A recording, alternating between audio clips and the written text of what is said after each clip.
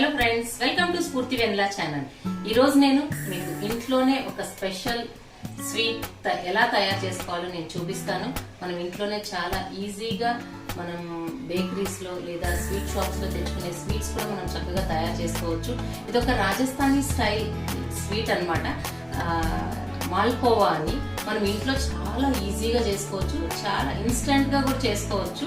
అలాంటి ప్రొసీజర్ నా వేలో నేను చూపిస్తాను. ఇది నేను ఎక్కడ నేర్చుకున్నాను తిన్నాను అంటే, నేను బేగం బజార్ నా వర్క్ మీద వెళ్తా ఉంటానండి. అక్కడ ఒక మార్వాడి చాట్ సెంటర్ ఉంది. దాంట్లో అసలు ఎంత స్పెషల్ అంటే మాల్కోవా.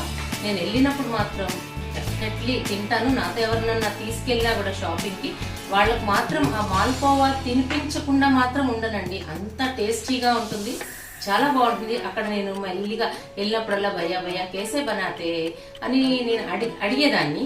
అతనికి విసుగొచ్చినట్టుంది. ఒక రోజు అయితే వాళ్ళ ప్రొసీజర్ వాళ్ళు ఎలా చేస్తారని నాకు చెప్పాడు. ఆ విధానంగా నేను మీకు ఈ రోజు నేను చేసి చూపిస్తాను. చాలా టేస్టీగా ఉంటుంది, చాలా ఫాస్ట్ గా కూడా మనం ఇంట్లో చేసేసుకోవచ్చు. ఓకే, ఇప్పుడు దానికి కావాల్సిన పదార్థాలు చూసేద్దాం. కావాల్సిన పదార్థాలు: ఒక ఫుల్ కప్ మైదా, కొంచెం తక్కువగా అంటే కప్పు, అది ఫుల్ కప్ తీసుకున్నాము. ఇది పాల పొడి,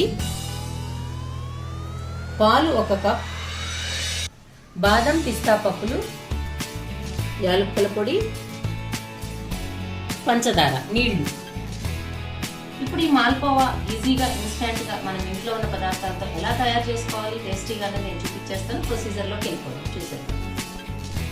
1 కప్ మైదా తీసుకున్నాం కదా, మైదాను వేసేసుకోవాలి.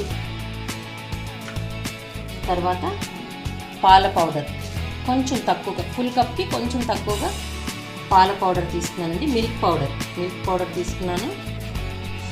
ఇప్పుడు ఈ పిండిని, అసలు ఈ మాల్కోవాలో ఒక టెక్నిక్ అండి. మనకు మాల్కోవా బాగా రావాలి అంటే మెయిన్ పిండి కలుపుకోవాలండి. పిండిని ఎక్కడ ఉండలు లేకుండా, నేను కొంచెం కొంచెం పాలు పోసుకుంటా కలుపుతాను. పిండి ఉండలు లేకుండా చక్కగా, ఆ పిండి కూడా ఎంత పలుచగా కలుపుకోవాలన్నది కూడా మెయిన్ అన్నమాట. ఆ పిండిలోనే ఉంటుంది ఆ మాల్కోవా మనం పర్ఫెక్ట్గా రావడం కోసం. చూడండి, ఎక్కడ ఉండలు ఉండకూడదు పిండిలో. మీరు పాల బదులు నీళ్ళన్నా పోసుకొని కలుపుకోవచ్చు అండి. పాలు లేవని ఏమీ ఇది లేదు, పాల బదులు నీళ్ళు కూడా కలుపుకోవచ్చు. చూడండి, నేను ఇది మజ్జిగ కవ్వను తీసుకున్నాను. మన దగ్గర విస్కర్ లేదు, లేకపోతే బ్లెండర్ లేదు, ఏమీ లేదండి. మన ఇంట్లో ఏ వస్తువులు ఉంటే వాటిని వాడుకునే మనం చక్కగా చేసుకోవచ్చు. చూడండి, ఈ మజ్జిగ కవ్వంతో కూడా ఎంత చక్కగా కలిసిపోతుంది, ఎక్కడ ఉండలు లేకుండా. మనకి ఇది చిక్కగా అనిపించింది అనుకోండి, ఇంకొంచెం పాలు యాడ్ చేసుకుందాం, లేదా వాటర్ యాడ్ చేసుకోవచ్చు. ఇప్పుడు నేను ఇంకొంచెం పాలు యాడ్ చేసుకుంటానండి. మనకి ఆ కన్సిస్టెన్సీ అనేది ఇంకొంచెం పల్చగా ఉండాలి. ఇంకొంచెం పాలు పోస్తున్నానండి. ఇది ఒకవేళ పల్చగైనా గట్టిగైనా మనకు తెలుసు ఎలా అడ్జస్ట్ చేసుకోవాలి. పల్చగైందంటే ఇంకొంచెం పాల పొడి, ఇంకొంచెం మైదా యాడ్ చేసుకుందాం. గట్టిపడిందంటే ఇంకొంచెం పాలు పోసి కలుపుకుందాం. చూసుకుని చేసుకోవడమేనండి వంట అంటే. మన తెలివితో రకరకాలుగా ప్రయోగాలు చేసేయడమే. ఒకటి చెడిపోతుంది, ఇంకోసారి సక్సెస్ అవుతాం. ప్రయత్నం అయితే చెయ్యాలి డెఫినెట్లీ. ఎందుకంటే ప్రతిసారి నాకు రాదు అని బయట తెచ్చుకోవడం మాత్రం ఆపేసేయండి. ఎందుకంటే మన ఇంట్లో చేసుకున్న తృప్తి మనకు వేరు. మన ఇంట్లో వాళ్ళకి మన చేతులతో మనం చేసి పెడితే ఆ ఆనందమే వేరు. అందరము మనం తక్కువ ఖర్చుతో అందరం కూడా కడుపు నిండా తినొచ్చండి. ఇప్పుడు మనం బయట నుంచి తెచ్చుకుంటాం ఏదైనా, ఇలాంటి స్వీట్స్ అన్నీ కూడా బయట చాలా కాస్ట్ అండి. ఇవన్నీ తెచ్చుకోవాలన్నా కూడా ఇంత కాస్టా అనిపిస్తుంది. ఒకటి తింటాము, రెండోది తినాలన్నా కూడా మనసు ఒప్పదు. అదే ఇంట్లో చేసుకుంటే మన తృప్తి తీర అందరం తినొచ్చు. అందుకనే ప్రయత్నం చేయండి. ప్రయత్నం చేస్తే ఏది రాకుండా ఉండదండి. అంతా మనలోనే ఉంది ఆ తెలివితేటలన్నీ. చక్కగా ప్రయత్నించండి. ఇప్పుడు ఉండలు లేకుండా బాగా కలిసిపోయిందండి. ఉండలు అన్నది ఉండకూడదు, మెయిన్ అది చూసుకోండి. ఇలా పిండి కలిపేసుకున్నాం కదా, దీన్ని మూత పెట్టేసుకుని ఒక పావు గంట పక్కన పెట్టేద్దామండి. ఇప్పుడు మనం ఆ పిండి మనకు నానేలోపు ఈ బాదం పిస్తా తీసుకున్నాను కదా, వాటిని సన్నగా తరుపుకుందాం. బాదం పిస్తా లేకపోయినా కూడా ప్రాబ్లం లేదండి. పైన కొంచెం యాలకుల పొడి వేసేసుకోండి, సరిపోతుంది. ఏది ఉంది లేదు అని కాదు, మనం ఫస్ట్ చేయడానికి రెడీ అవ్వాలి. ఇలా బాదం పప్పు, పిస్తా పప్పు సన్నగా కట్ చేసుకున్నాను. ఇప్పుడు మనం పాకం రెడీ చేసుకుందాం. ఇప్పుడు మనం 1 కప్పు కొంచెం తక్కువగా పంచదార వేసుకున్నామండి. పంచదార వేసుకుని వాటర్ కూడా అంతే కొంచెం తక్కువగానే పోద్దాం, ఒక కప్పు పోసుకుందాం. ఈ పాకాన్ని చక్కగా కరగనిచ్చుకుందాం. మనకు పాకం రావాల్సిన అవసరం లేదండి, చక్కగా కరిగి కొంచెం పంచదార కొంచెం జిగురుగా అనిపిస్తే సరిపోతుంది. ఇప్పుడు ఈ పాకం కరిగేదాకా ఉంచుకున్నాము.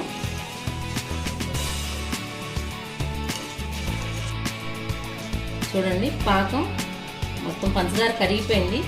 కరిగిపోయి కొంచెం ఉడకకూడదు, జస్ట్ కరిగి ఒక్క రవ్వ అలా కరిగింది అనిపిస్తే మీరు స్టవ్ కట్టేసుకోండి. కొంచెం యాలకుల పొడి,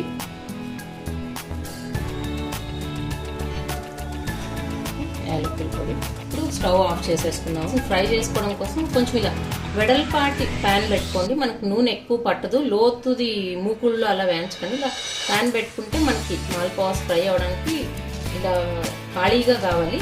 దాంట్లో నేను నూనె వేసుకుంటున్నాను. నూనె వేసుకుని కొంచెం నెయ్యి కూడా వేసుకుంటాం. మనకు నూనె కూడా ఎక్కువ పట్టదండి, ఇంతే పడుతుంది. మీరు మీ దగ్గర నెయ్యి ఎక్కువగా ఉంటే మొత్తం నేతిలో కూడా చేసుకోవచ్చు, చాలా టేస్టీగా ఉంటుంది. నేను ఆయిల్ కొంచెం గీ వేస్తున్నాను అండి, ఒక ఫుల్ స్పూన్ నెయ్యి యాడ్ చేసుకుంటున్నాను. ఎందుకంటే కొంచెం మనకు మరీ నూనె వాసన రాకుండా, మరీ మొత్తం నేతిలోనే వాటిని ఫ్రై చేయకుండా కొంచెం నెయ్యి యాడ్ చేసుకుంటే ఆ ఆయిల్ వాసన అన్నది ఉండదండి, కొంచెం నేతి వాసనే వస్తూ ఉంటాయి. కొంచెం నెయ్యి యాడ్ చేసుకుంటే మళ్ళీ ఈ నూనెని మనం పప్పు తాలింపులకి, సాంబార్ తాలింపులకి వాడుకోవచ్చండి, కమ్మటి వాసన వస్తుంది. అప్పుడు మెయిన్ మనకి మాల్పూవాస్ రావాలనుకుంటే పిండి ఒకటి బాగా కలుపుకోవాలండి, ఉండలు లేకుండా. ఇంకొకటి ఏంటంటే మనం ఈ ఆయిల్ని కూడా హీట్ చేసుకునేటప్పుడు లో టు మీడియం ఫ్లేమే పెట్టుకోవాలి, హై ఫ్లేమ్లో అస్సలు కాలవకూడదండి. ఎందుకంటే ఊరినే ఏగానే ఎర్రబడిపోతే లోపలంతా పిండి పిండిగా పచ్చి పచ్చిగా ఉంటాయి. సో లో టు మీడియం ఫ్లేమ్లోనే అవి కాలాలి. కాలినప్పుడే మాల్పూవాస్ అనేవి మనకు పర్ఫెక్ట్గా వస్తాయి. ఇది మాత్రం మీరు ఈ రెండు విషయాలు గుర్తుంచుకుంటే అది చక్కగా వస్తాయి అన్నమాట. మనకి ఆ బేకరీ స్టైల్లో మనకి ఎవరైతే బయట తెచ్చుకుంటాం కదా స్వీట్ షాప్స్, వాళ్ళు ఎలా చేస్తారో అలాగే వస్తాయి. గుంటగరిటె తీసుకుని ఫస్ట్ అసలు నూనె కాగిందో లేదో మనం చెక్ చేసుకున్నట్లేదండి. ఇలా ఏంటంటే మనకి నూనె బాగా వేడెక్కినట్టే, సిమ్లోనే సిమ్ కొంచెం హై పెట్టినట్టుంది. ఇప్పుడు మనం వేసుకున్నాం, అది అలా కాలాలి, నిదానంగానే వేయడం చూపిస్తాను.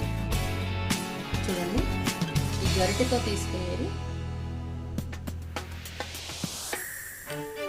ఇలా వేసుకోండి.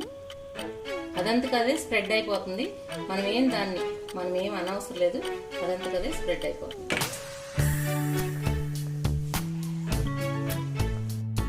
ఇప్పుడు అది కాలుతా ఉంటుంది. మనం పక్కన ఇంకొకటి వేసుకున్నాం. మరి ఇరుగ్గా కూడా వేసేయకూడదండి, దానికి కొంచెం అలా కాలడానికి మనం స్పేస్ ఇవ్వాలి. చూడండి, నిదానంగా కాలుతున్నాయి. ఇప్పుడు మనం ఫస్ట్ వేసిన దాన్ని ఇలా తిరిగేసాం. మనకి మరీ మందంగాను కాదు, మరీ లావుగా కాకుండా చక్కగా వచ్చినాయి. మన పిండి కలుపుకున్నది పర్ఫెక్ట్గా కలుపుకున్నాము. తిప్పేసుకున్నాం, అలా కొంచెం గోల్డెన్ బ్రౌన్ వచ్చేంత వరకు ఫ్రై చేసుకున్నాము. నిదానంగా ఇలా కొంచెం ప్రెస్ చేసి ఆయిల్ తీసేసుకున్నాము. అసలు ఏం ఆయిల్ పీల్చలేదు, ఏమి ఉన్నా కూడా వచ్చేస్తున్నట్టు ప్రెస్ చేస్తే.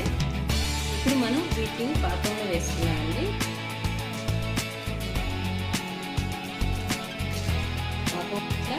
పాకంలో వేసుకున్నాం. వీటిని కొంచెం వేడిగా ఉండాలి పాకం, ఇదిగోని వీటిని ఇట్లా పాకంలో వేసుకుని బాగా పాకం మెత్తగా ఉంటాయండి, చక్కగా పాకం పీల్చుకుంటాయి.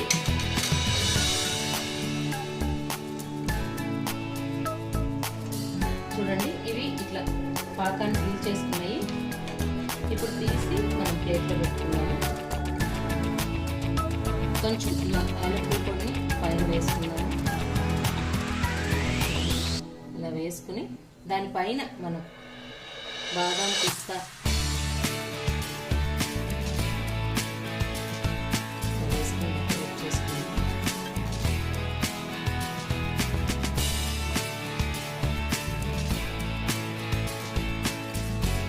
నట్స్ వేస్తే చాలా టేస్టీగా ఉంటుంది.